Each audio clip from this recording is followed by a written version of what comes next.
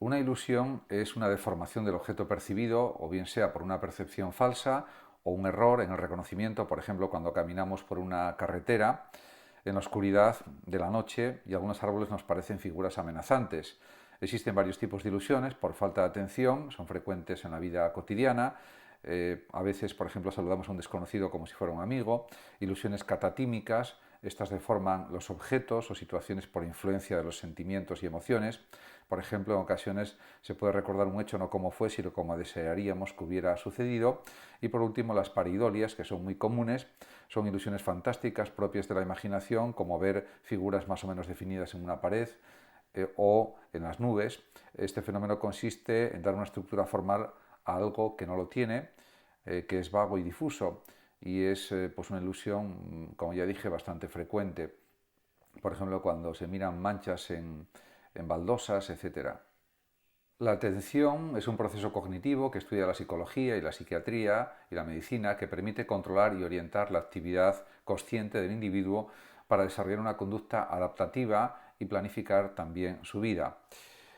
Podemos decir que hay millones de detalles que entran por nuestros sentidos en cada momento, que se presentan a los sentidos, podríamos decir también, pero que nunca penetran propiamente en mi experiencia. ¿Por qué? Porque no tienen interés para el sujeto. Mi experiencia, por tanto, es lo que yo decido atender.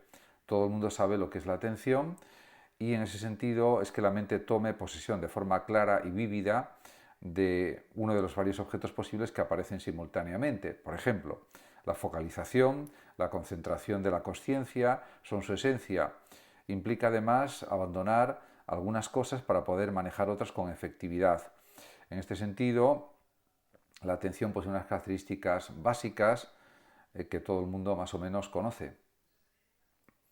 La conciencia es el conjunto de los procesos mentales, también la mente lo es.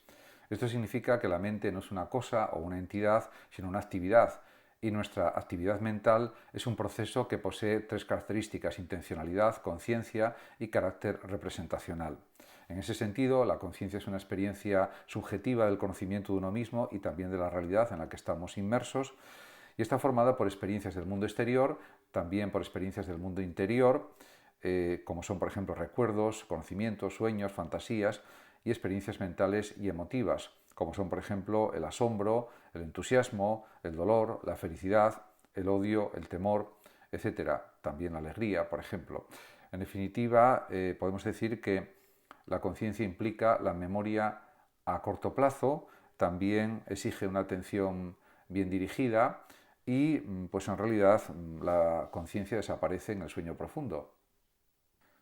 El aprendizaje influye en todos los seres vivos y uno de los objetivos de la psicología es precisamente describir, explicar y predecir la conducta humana, y para ello el estudio del aprendizaje tiene una gran importancia porque las personas pueden aprender muchísimas cosas diferentes. Se puede aprender a escribir cuentos, se puede aprender filosofía, se puede aprender a componer obras musicales, se puede aprender fórmulas químicas o cultura clásica, etcétera.